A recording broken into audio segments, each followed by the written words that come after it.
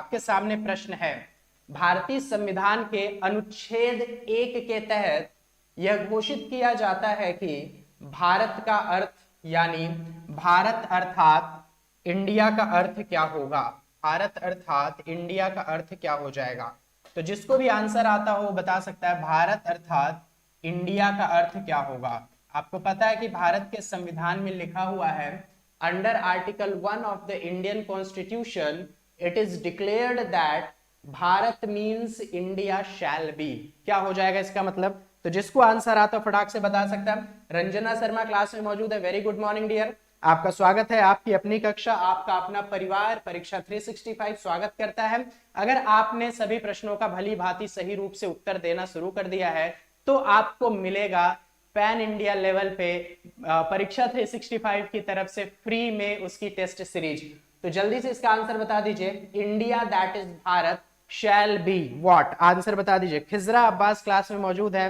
जौहर जैदी जी ने आंसर बताया है। अंकुर मिश्रा ने आंसर बताया है। विधि केशवानी ने आंसर बता दिया। रंजना शर्मा जी का भी आंसर आ गया है। मेरे दोस्तों फटाफट सबका आंसर आ रहा है तो ध्यान से सुन लीजिएगा कि टोटल नंबर ऑफ आर्टिकल्स यानी अनुच्छेद की संख्या होती है अभी वर्तमान समय में 395। अगर उसको भी कैलकुलेशन के हिसाब से देखा जाए तो वो संख्या 450 से ज्यादा हो जाती है। उसका एक अनुच्छेद मैंने आपके सामने रखा कि भारतीय संविधान का अनुच्छेद 1 क्या कहता है। मेरे दोस्तों अनुच्छेद 1 के तहत कहा जाता है India that is Bharat shall be a union of state. India अर्थात भारत राज्यों का एक संघ होगा। आंसर क्या हो जाएगा मेरे प्यारे साथियों। आप सभी लोगों ने सही आंसर किया है और आंसर इसका हो जाएगा यूनियन ऑफ स्टेट। मैं आपको और चीजें समझाना चाहता हूं कि किस तरीके से और प्रश्न पूछा जा सकता है।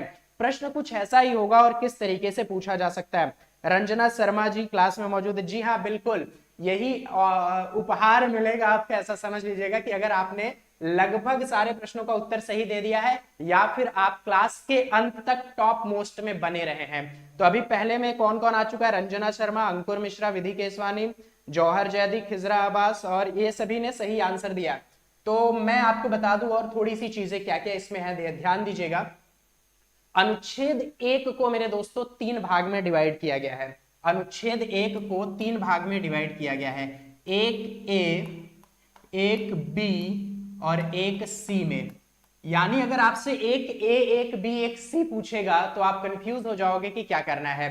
आपको पूछ दिया कि अनुच्छेद 1 के तहत क्या है तो आपने बता दिया कि India that is Bharat shall be union of state. लेकिन अगर आपको एक ए, एक बी, एक सी और नन ऑफ दीज करके पूछता तो आंसर क्या बताते मेरे प्यारे साथियों। तो देखिएगा एक ए में कहा गया है यही वाली चीजें, India that is Bharat, India that is Bharat shall be union of state. एक ए में यह बताया गया है, आर्टिकल एक ए में यह बताया गया India that is Bharat shall be union of state. एक बी में बताया गया मेरे दोस्तों ध्यान से सुनिएगा, एक बी में बताया गया है, एक बी में बताया गया है कि भारत के राज्य और उसके संघ शासित क्षेत्र अगर आप जानना चाहते हैं, यानी if you want to search या if you want to know Indian states and their union territory या its union territory, you will have to go on schedule 1। अगर आप भारत के राज्य और उसके संघ शासित क्षेत्र जानना चाहते हैं यानी केंद्र शासित क्षेत्र जानना चाहते हैं तो आपको एक बी ये कहता है कि आप अनुसूची 1 में चले जाइए। ठीक है, कुछ बताता नहीं, ये सिर्फ डायरेक्शन आपको देता है, एक बी डायरेक्शन देता है कि वहां चले जाइए। एक सी मेरे प्यारे साथियों कहता है भारत के राज्य क्षेत्र को, भारत के राज्य क्षेत्र को 3 पार्ट में डिवाइड किया गया है, एक ए, एक बी, एक सी। क्लास समाप्त होने के बाद, जैसे ही क्लास समाप्त होगी, मैं आपको इसका पूरा डिस्क्रिप्शन दे दूंगा एक शॉर्ट व्यू बता के। ठीक है, तो इसमें भारत के क्षेत्र को 3 भाग से डिवाइड किया गया है। एक तो आपको पता होगा स्टेट, दूसरा आपको पता होगा यूनियन टेरिटरी और तीसरा आपको पता होगा कि विदेशी जो भी जमीन हमने ली हुई है, विदेशी क्षेत्र जो हमने लिया हुआ है। यानी आपको स्टेट पता है, यूनियन टेरिटरी पता है, विदेशी क्षेत्र हमने ऐसा कोई एक्वायर नहीं किया। आपको पता होगा कि सिक्किम एक विदेश का क्षेत्र हुआ करता था, हमने उसको अपने राज्य में मिला लिया, लेकिन उसको हमने क्या दे दिया, उसको राज्य की टाइटल दे दी है, तो वो किसमें, स्टेट में आ जाता है। ऐसा कोई विदेशी क्षेत्र अपने पास नहीं है जिसको कि हमने एक्वायर किया हुआ और राज्य और यूनियन टेरिटरी से अलग हो। तो ये एक ए, एक बी और एक सी कहता है, इतनी चीज समझिएगा। नेक्स्ट सवाल आपके सामने, ये तो कुछ बेसिक चीजें मैंने आपको बताई हैं, तो अब आपको बताना है दूसरे वाले का आंसर। दूसरे वाले का आंसर बताना है, और जिसको आता होगा भाई वही बताएगा दूसरे वाले का आंसर। फटाफट से बता दो, फटाफट से, जिसको आंसर आता हो बता सकता है। In which of the form composite India has been described in the constitution, संविधान के किस रूप में समस्त भारत को, समग्र भारत को, अखंड भारत को वर्णित किया गया है? A union of state, semi federal, federation of states and territories, partially unitary and partially federal. तो जल्दी से बता दीजिए आंसर क्या हो जाएगा, जल्दी से बता दीजिए आंसर क्या हो जाएगा। भारत क्या अर्ध संघीय है? जी। Federation of state and territories है, राज्यों और क्षेत्रों का संघ है, या फिर partially unitary and partially federal, आंशिक रूप से एकात्मक है और आंशिक रूप से संघीय है। मेरे दोस्तों यहां पे मैं प्रश्न आपको करा रहा हूं तो बड़ा आसान लगेगा, क्योंकि मैं आपको समझाते हुए लेके चल रहा हूं। अगर यही प्रश्न आपके एग्जाम में आ जाएगा तो आपको चारों ऑप्शन सही लगने शुरू हो जाएंगे कि हाँ यार, इंडिया तो सेमी फेडरल भी है, इंडिया तो क्वासी फेडरल भी है, इंडिया तो फेडरेशन ऑफ स्टेट और टेरिटरीज भी है, पार्शियली यूनिटरी और पार्शियली फेडरल है, यूनियन ऑफ स्टेट भी है। तो आंसर क्या हो जाएगा? 2A 2A 2A। अंकुर मिश्रा का आंसर है, विधि केशवानी का आंसर है, रंजना शर्मा का आंसर है, नगमा सिद्दीकी का आंसर है। भैया सब लोग 2A पे जा रहे हैं, यानी आप सभी लोग को यहाँ पे आसान लग रहा होगा प्रश्न। आंसर यहाँ पे भी क्या हो जाएगा? India is a union of state. India क्या है? एक संघ राज्य है, या राज्यों का एक संघ है। मैं आगे आपको और भी चीजें बताऊंगा कि यूनियन, फेडरल और कॉन्फेडरेशन में क्या अंतर होता है, सारी चीजें मैं आपको समझा दूंगा। अभी फिलहाल प्रश्नों के ऊपर ध्यान देते हैं और तीसरे प्रश्न की तरफ चलते हैं। देखिएगा, in which of the following form India has been described in the constitution. एक बार फिर से उसी तरीके का एक सवाल आया है, मतलब आपका कॉन्सेप्ट पूरी तरीके से क्लियर हो जाना चाहिए। इस प्रश्न में मैं आपको और भी बहुत सारी चीजें बताने वाला हूं, तो जल्दी से बताइएगा। इंडिया फेडरेशन है, यूनिटरी है, या कॉन्फेडरेशन है, यूनियन ऑफ स्टेट्स है? Question number 3। उससे पहले मैं आपको और भी चीजें बता देता हूं कि देखिएगा, ध्यान दीजिएगा। 3 चीजें होती है मेरे दोस्तों, मेरे दोस्तों 3 चीजें होती हैं। एक होता है कॉन्फेडरेशन, एक क्या होता है? कॉन्फेडरेशन। इसको बोलते हैं परिसंघ, इसको बोलते हैं परिसंघ, ध्यान से समझ लीजिएगा। नेक्स्ट नंबर 2 पे आता है फेडरल या फेडरेशन, इसको हिंदी में बोलते हैं संघीय या संघ। और नंबर 3 पे आता है यूनियन, नंबर 3 पे आता है यूनियन, इसको भी हिंदी में संघ ही बोलते हैं। तो दोनों का हिंदी संघ होता है। अब ध्यान दीजिएगा कि एक इमेजिनेशन करिएगा कि राज्यों का संघ कैसा है। एक हमने ईंट की दीवार बना दी और सिर्फ उसके ऊपर कुछ इस तरीके से ईंटें लगा दी हैं, सिर्फ उसके ऊपर कुछ तरीके से ईंटें लगा दी हैं, ऐसा समझिएगा। तो और ये पूरी बड़ी सी लंबी चौड़ी एक दीवार बना दी हमने। क्या ये कितना मजबूत रहेगा ये दीवार? ऐसा ही कोई अगर साइड से मारना चाहेगा या कोई एक दीवार, इसमें से कोई एक ईंट निकलनी चाहेगी तो बड़े आसानी से निकल सकता है। मतलब इसमें ना तो मिट्टी लगाया ना तो सीमेंट लगाया, सिर्फ ईंट के ऊपर ईंट क्या है? खड़ी है। तो क्या ये जो एक दीवार बनी है, ये दीवार उतनी मजबूत रह पाएगी? ये दीवार उतनी मजबूत नहीं रह पाएगी। अब आगे चल के हमने क्या कर दिया, ऐसा समझिए कि ये ईंट को मैं दर्शा रहा हूं स्टेट से, ईंट को मैं दर्शा रहा हूं राज्य से, और जो पूरी दीवार बनी है उसको दर्शा रहा हूं मैं देश से। तो ये देश कितना मजबूत रह सकता है अगर ये बात होगी कि बिना सीमेंट के, बिना मिट्टी के, बिना गारा के आपने वो दीवार खड़ी कर दी। मतलब यहाँ पे ज्यादा पावरफुल कौन है? यहाँ पे ज्यादा पावरफुल मेरे दोस्तों ईंट है, यानी स्टेट है। यहाँ पे दीवार का अपना कोई अस्तित्व नहीं है। ऐसे अगर कोई देश होते हैं जिनमें मेन पावर होता है फेडरेशन के पास, यानी कॉन्फेडरेशन के पास, राज्य के पास, तो वो परिसंघ कहा जाता है। ठीक ऐसे ही हम बात करेंगे फेडरेशन की, ये चीज समझ लीजिएगा, जिससे आपका हमेशा आने वाला जो कॉन्सेप्ट है वो क्लियर हो जाएगा। परिसंघ हो गया, और फेडरेशन में ऐसा समझ लो, इसमें मैंने लगा दिया बीच बीच में सीमेंट, इसमें मैंने लगा दिया बीच बीच में सीमेंट। अब दीवार थोड़ी मजबूत हो जाएगी, अब दीवार थोड़ी मजबूत हो जाएगी, यानी ऐसा समझ लीजिए यूएसए की बात हो रही है। यूएसए में 50 स्टेट हैं, 50 राज्य हैं, और सभी लोग एक दूसरे के साथ चिपक के एक देश बनाए हैं जिसका नाम है यूएसए। लेकिन इनके पास भी ज्यादा पावर स्टेट के पास है। जब कोई स्टेट, यानी मेरा फेवरेट प्लेस कैलिफोर्निया चाहेगा तो वो निकल के एक अलग सा देश बना सकता है, अपने आप को क्या कर सकता है, निकल के एक अलग देश बना सकता है, क्योंकि सिर्फ और सिर्फ सीमेंट लगा हुआ है उसमें। आगे बात करते हैं तो ये हो जाएगा संघीय। आगे बात करेंगे यूनियन की, तो यूनियन में सीमेंट भी लगा हुआ है और साइड साइड से उस दीवार को मैंने कर दिया प्लास्टर, साइड साइड से उस दीवार को क्या कर दिया है, प्लास्टर, और उसके ऊपर मैंने कर दिया पुट्टी और कलर लगा दिया। अब अंदर की जो ईंटें हैं उनके पास वो ताकत नहीं रही कि अब बाहर निकल सके। वही हाल होता है यूनियन का। यूनियन में ज्यादा पावर दे दी जाती है देश को यानी सेंट्रल गवर्नमेंट को, और थोड़ी पावर रहती है स्टेट गवर्नमेंट को। तो यहां से वो ईंटें नहीं निकल सकती, यानी उस देश से वो राज्य अपने आप को बाहर नहीं कर सकता है। अब मेन पावर किसके पास है, मेन पावर उस दीवार के पास है, मेन पावर सेंट्रल गवर्नमेंट के पास है। तो मेरे दोस्तों भारत हमेशा से क्या रहा है, यूनियन ऑफ स्टेट रहा है। 1935 का एक अधिनियम आया हुआ था जिसमें भारत को फेडरल बनाया गया था अंग्रेजों के द्वारा, भारत को संघीय देश बनाया गया था, यानी जो भी प्रिंसली स्टेट, जो भी देसी रियासत भारत में मिलना चाहेंगे वो तो मिल सकते हैं, जब निकलना चाहेंगे वो निकल भी सकते हैं। लेकिन भारत के इंडियन नेशनल कांग्रेस ने और भी देसी रियासत ने इस चीज को मानने से इनकार कर दिया। उनका यह मानना था कि भारत का जो भी देश बनेगा वो हमेशा यूनियन ऑफ स्टेट बनेगा, यानी मेन पावर सेंट्रल गवर्नमेंट के पास होगी। कोई राज्य चाहे तो निकल जाए, ना चाहे तो ना निकले। तो भारत में तो ऐसा बहुत सारा हो सकता है, क्योंकि लैंग्वेज के आधार पर, भाषा के आधार पर कोई राज्य अपने देश में मिलना ही चाहिए, वो सोचेगा कि मैं अलग सा देश बन जाऊं। इसलिए ये चीज समझ लीजिएगा, कहीं भी प्रश्न पूछे तो अगर उसमें यूनियन ऑफ स्टेट ऑप्शन में आ रहा है तो आंख बंद कीजिएगा और मार दीजिएगा कि भारत है यूनियन ऑफ स्टेट। चलिए अगले सवाल की तरफ बढ़ते हैं, अगले सवाल की तरफ बढ़ चलते हैं, अगले सवाल की तरफ बढ़ चलते हैं। अब आगे बढ़ते हैं मेरे दोस्तों।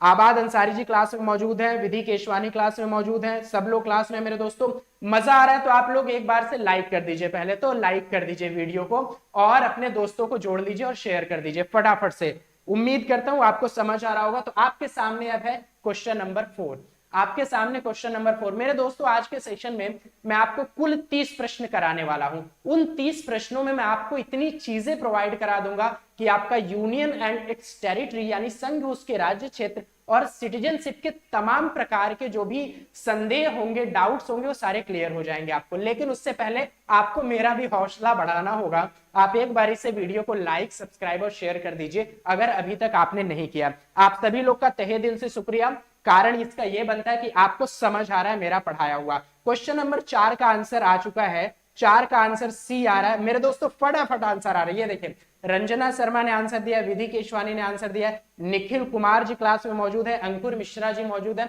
इन सभी का आंसर आ रहा है, फटाफट से आंसर आ रहा है। तो देखिए क्या कहता है ये, निम्नलिखित में से कौन सा राज्य का एक तत्व नहीं है। मेरे दोस्तों जहां भी अगर सिंगल राज्य लिखा हुआ मिल जाए, राज्य सिर्फ लिखा हुआ मिल जाए यानी स्टेट या द स्टेट, वहां ये मत समझिएगा कि बात किसकी हो रही, उत्तर प्रदेश, बंगाल या फिर ऐसे चीजों की हो रही। जहां पे सिर्फ राज्य लिखा हुआ मिलेगा कॉन्स्टिट्यूशन से पॉइंट ऑफ व्यू, उसको आप समझिएगा वो किसकी बात कर रहा है, वो बात कर रहा है मेरे दोस्तों देश की, वो बात कर रहा है देश की यानी राष्ट्र की, यानी राष्ट्र की बात कर रहा है। इस चीज को तो पल्ले बांध लीजिए अपने। अब समझिएगा कि which one of the following is not an element of the state, राज्य यानी देश का इनमें से कौन सा तत्व नहीं है। तो आपने बताया कि पॉपुलेशन है, भूमि है, गवर्नमेंट है, आर्मी नहीं है। मेरे दोस्तों आपने बताया आर्मी नहीं है, आर्मी देश का भाग नहीं है। अशहद अली जी ने भी बता दिया, अशहद अली मेरे टाइगर, आप क्लास में मौजूद हो, आपका स्वागत करता हूं मैं, इस्तकबाल करता हूं। जल्दी से जल्दी आप सिलेक्शन ले लीजिए और मिठाई खिलाइएगा फटाफट। तो इसका आंसर मेरे दोस्तों आर्मी हो जाएगा, मैं भी मानता हूं, इसका आंसर आर्मी हो जाएगा, मैं भी मानता हूं। इसके बाद एक और सवाल आपको इसी से रिलेटेड लेके आ रहा हूं, तो उसका भी आंसर दीजिएगा मुझे फटाक से, इसका भी आंसर दीजिएगा। निम्न में से कौन सा राज्य का एक अनिवार्य तत्व है, निम्नलिखित में से कौन सा राज्य का एक अनिवार्य तत्व है, यानी देश के लिए कौन सा एक सप्लीमेंट एसेंशियल एलिमेंट है, जल्दी से बताइएगा। सोवरेनिटी, गवर्नमेंट, टेरिटरी या फिर ऑल ऑफ दीज, संप्रभुता, सरकार, क्षेत्र या फिर ये सभी। 12 जल्दी से बताइए क्वेश्चन नंबर 5 का। Ashad Ali thank you so much my dear friend, 5वें का आंसर बता दो और क्लास के अंत तक मौजूद रहे तो आपको जल्दी से जल्दी बहुत सारी चीजें मिल सकती हैं। तो इसका आंसर बता दो मेरे दोस्तों, इसका आंसर बता दो। उससे पहले मैं आपको और चीजें समझा देता हूं, यहाँ पे देख लीजिएगा ध्यान से। अब क्या बताने जा रहा हूं ये चीज नोटिस कीजिएगा। देखिएगा, एक राज्य के 4 तत्व होते हैं, एक स्टेट के या राज्य के 4 तत्व होते हैं, 4 तत्व होते हैं। पहला मैं आपको बता देता हूं सोवरेनिटी यानी संप्रभुता। दूसरा मैं आपको बता देता हूं सरकार यानी गवर्नमेंट, दूसरा मैं आपको बता देता हूं सरकार यानी गवर्नमेंट। तीसरा मैं आपको बताता हूं टेरिटरी, तीसरा मैं आपको बता दूं टेरिटरी यानी, या फिर इसी को बोल सकते हो लैंड यानी भूमि या फिर क्षेत्र। और चौथा मेरे दोस्तों मैं आपको बता दूं, चौथा बता दूं सिटीजन, चौथा बता दूं सिटीजन या फिर पॉपुलेशन, या फिर पॉपुलेशन। अब आपकी दुनिया में कोई भी प्रश्न पूछ लिया जाए, प्रश्न किस तरीके का पूछेगा, यही राज्य से रिलेटेड, तो आप देख लीजिएगा एक देश के 4 तत्व होते हैं। सोवरेनिटी का मतलब होता है संप्रभुता, यानी आप अपने देश की बात अगर मैं करूं, संप्रभु की बात करूं, तो भारत देश के अंदर और भारत देश के बाहर भी सिर्फ और सिर्फ भारत के सरकार का कानून चलेगा। यानी ऐसा नहीं कि इंग्लैंड बोलेगा तो भारत में कोई कानून पास होगा, कोई और बोलेगा, पाकिस्तान बोलेगा, चाइना बोलेगा तो भारत में कोई कानून पास होगा। भारत जब चाहेगा, जैसा चाहेगा, भारत की सरकार, भारत का संसद कानून लेके आ सकता है, यानी किसी विदेशी के ऊपर निर्भर नहीं है। दैट इज कॉल्ड सोवरेनिटी यानी संप्रभुता, इसके प्रभु हम खुद हैं। नेक्स्ट बात आती गवर्नमेंट की, यानी देश के लिए क्या और एक तत्व है, सरकार है। तीसरा आता है सरकार चलेगी कहां पे, भूमि पे या टेरिटरी पे। और नेक्स्ट आता है उसका चौथा सिटीजनशिप या फिर पॉपुलेशन, सिटीजनशिप या फिर पॉपुलेशन। तो इन 4 के अलावा राज्य का कोई और तत्व आपको मिलने वाला नहीं है, इस चीज को याद रखिएगा। तो अब यहाँ पे आपको आंसर तो मिल ही चुका होगा। मुझे आंसर से मतलब नहीं है मेरे प्यारे साथियों, मुझे आंसर से मतलब नहीं है, मुझे मतलब है सिर्फ इतना कि आपको चीजें समझ आए और एग्जाम में किस तरीके के प्रश्न पूछे जाते हैं उसको टैकल करने में मदद हो जाएगी आपकी। अभी देखिए चौथा सेशन ही चल रहा है मेरे कॉन्स्टिट्यूशन का, और कल ही पेपर हुआ था CHSL का, उसी में पूछा था संविधान दिवस कब मनाया जाता है, और मैंने अपने पहले ही सेशन में वो पढ़ा दिया था। यानी 3 में से 1 प्रश्न आ गए, 3 क्लास में से 1 प्रश्न अगर मैंने संविधान के पूरे चैप्टर आपको पढ़ा दिए तो एक भी प्रश्न आपका छूटने वाला नहीं है। तो इसका आंसर क्या हो जाएगा मेरे दोस्तों, ऑल ऑफ दिस। इसका आंसर हो जाएगा 5D 5D 5D, सबने दिया है। अगले सवाल की तरफ बढ़ते हैं। जयंत शर्मा जी क्लास में मौजूद है, उन्होंने भी आंसर दिया, रंजना शर्मा ने भी आंसर दिया। क्वेश्चन नंबर 6 भी है, देख लीजिए, निम्नलिखित में से कौन सा राज्य एक अनिवार्य तत्व नहीं है। तो यहाँ पे मैं फटाक से आंसर बता के आगे बढ़ जाता हूं। देखिए पॉपुलेशन है, सोवरेनिटी है, टेरिटरी है, तो आंसर क्या हो जाएगा, प्रशासन। प्रशासन का कोई मतलब नहीं है, गवर्नमेंट होता है। 4 चीज क्या है, सोवरेनिटी, गवर्नमेंट, टेरिटरी और पॉपुलेशन, ये 4 चीज याद रखिएगा। संप्रभुता, सरकार, और टेरिटरी मतलब क्षेत्र या भूमि, पॉपुलेशन मतलब आबादी या सिटीजन मतलब नागरिक, ये 4 चीजें होती हैं, इसके अलावा कुछ भी नहीं मेरे दोस्तों। 6वें का आंसर देने के लिए मैंने आपको बाध्य नहीं किया, 7वें का आंसर दीजिए, 7वें का आंसर दीजिए मेरे दोस्तों। निम्नलिखित में से कौन राज्य के अधीन है या राज्य के अंतर्गत क्या चीजें आती हैं। विच of the following is under the state only external sovereignty, यानी केवल बाहरी संप्रभुता की बात करता है, केवल बाहरी संप्रभुता की बात करता है। फटाफट आंसर दे दीजिएगा। या फिर ओनली इंटरनल सोवरेनिटी, केवल आंतरिक संप्रभुता की बात करता है। नंबर सी है इंटरनल एंड एक्सटर्नल सोवरेनिटी, आंतरिक और बाहरी दोनों संप्रभुता की बात करता है।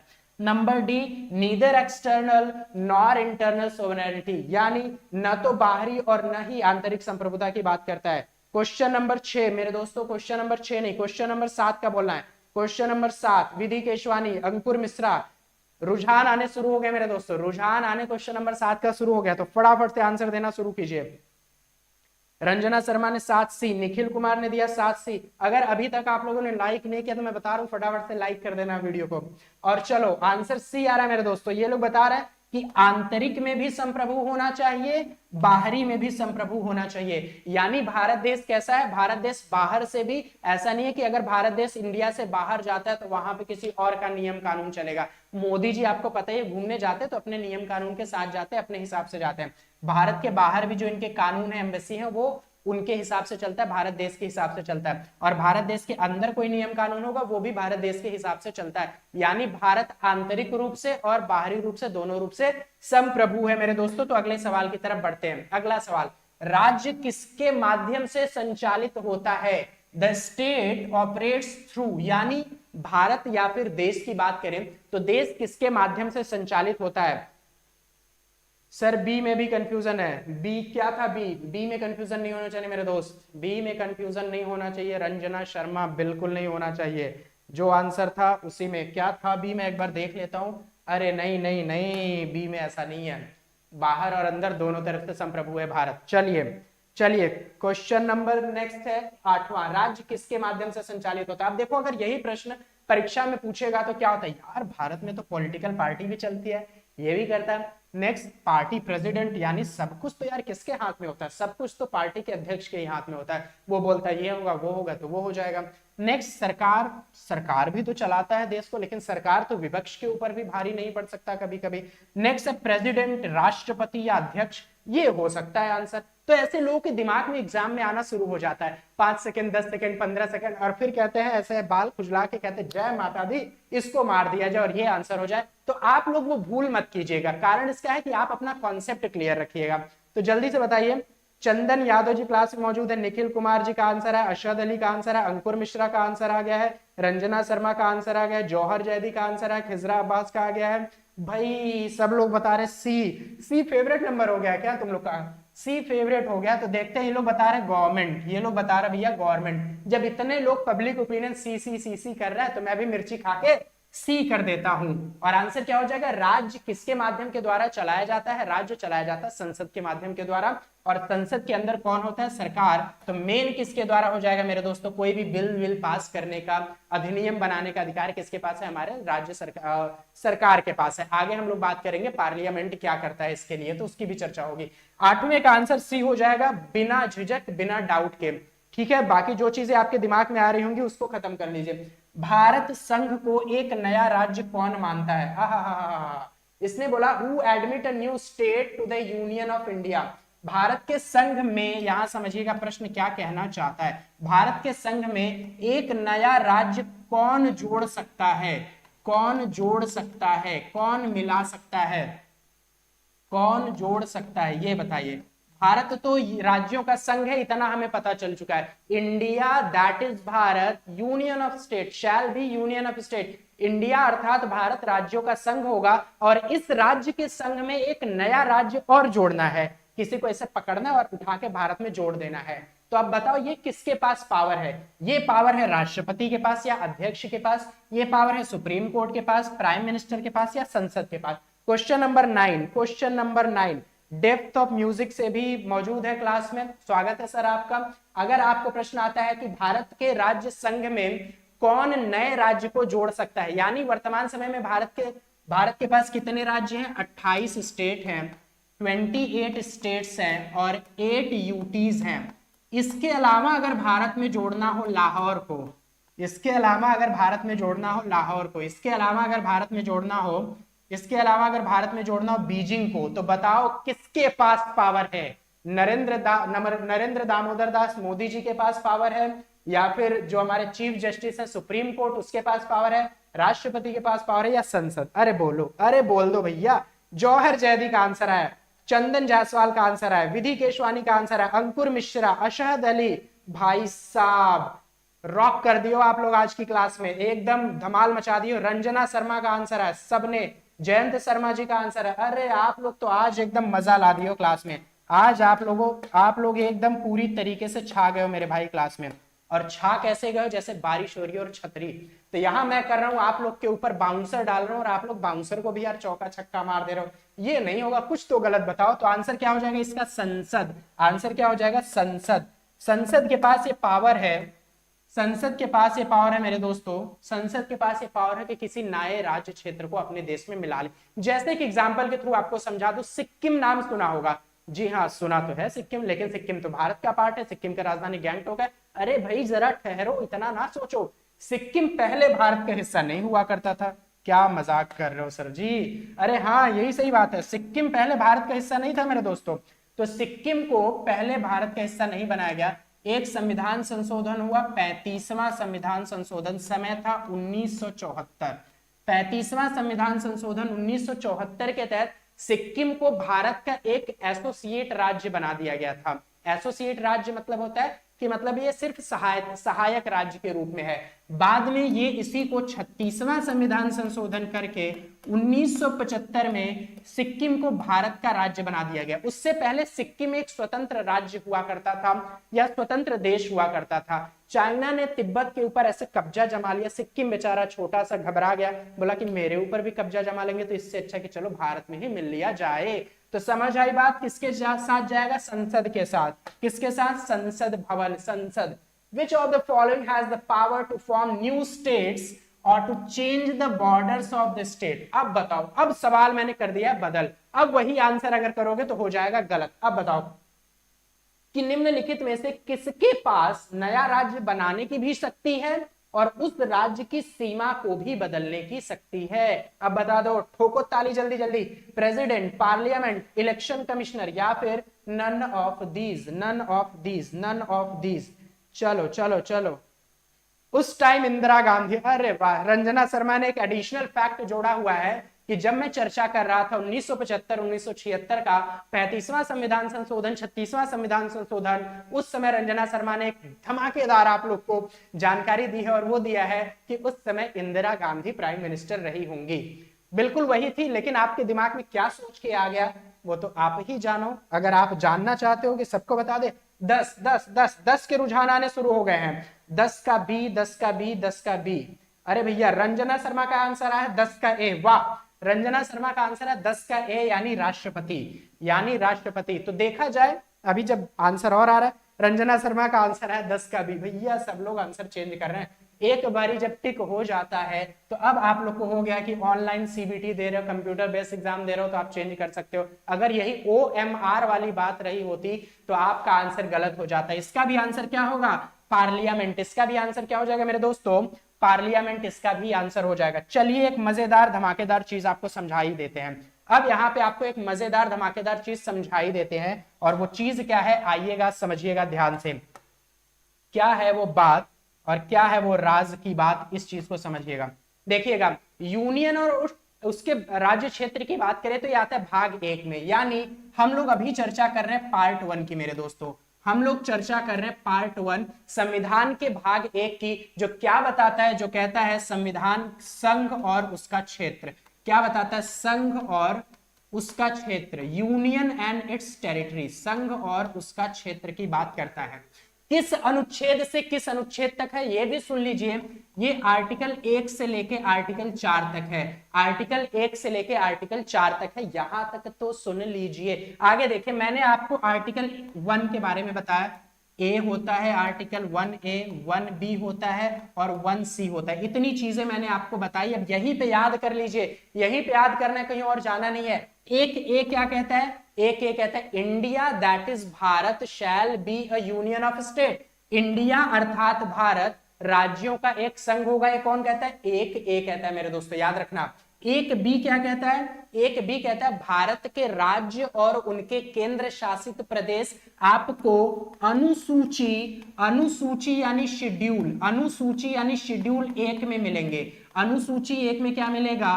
राज्य और यूटीज, यानी स्टेट और यूटीज अगर आपको ढूंढने हैं तो कहां जाना होगा? एक बी कहता है अनुसूची 1 में चले जाइए। एक सी कहता है भारत के क्षेत्र को, एक सी कहता है मेरे दोस्तों सुन लीजिए ध्यान से, भारत के क्षेत्र को 3 भाग में डिवाइड किया गया है। 1 2 3। पहला भाग मान लेता हूं मैं राज्य, दूसरा भाग मान लेता हूं यूटीज और तीसरा भाग मान लेता हूं मैं acquiring foreign countries, acquiring foreign land, foreign area या फॉरेन लैंड। देखिए भारत के क्षेत्र को 3 भाग में डिवाइड किया गया है। ये एक सी कहता है राज्य और केंद्र शासित प्रदेश, और तीसरा विदेशी भूमि का अर्जन। विदेशी भूमि का अर्जन वो अलग बात है कि भारत में ऐसा अभी वर्तमान समय में कोई क्षेत्र नहीं है, सिर्फ 2 ही भाग में हमने डिवाइड किया है। लेकिन भारत के जो संविधान निर्माता टाइप के लोग थे उनको पता था कि आगे कुछ ऐसा होगा तो हम उसको भी स्थान दे देते। ये तो एक अनुच्छेद की बात की मैंने, सिर्फ अनुच्छेद 1 की। आगे चर्चा मैं आपको कर देता हूं अनुच्छेद 2 क्या कहता है मेरे दोस्तों, आर्टिकल 2 क्या कहता है। आर्टिकल 2 की बात कर लेते हैं। आर्टिकल 2 यानी अनुच्छेद 2, यहीं पे आपको याद करना है, यहीं पे अनुच्छेद 2 याद हो जाएगा। क्या कहता है अनुच्छेद 2? नए राज्य, नए राज्य का प्रवेश, नए राज्य का प्रवेश, नए राज्य का प्रवेश, कोई नया राज्य का प्रवेश कर लिया जाए भारत में, ये अनुच्छेद 2 कहता है। किसी नए राज्य का भारत में प्रवेश हो जाए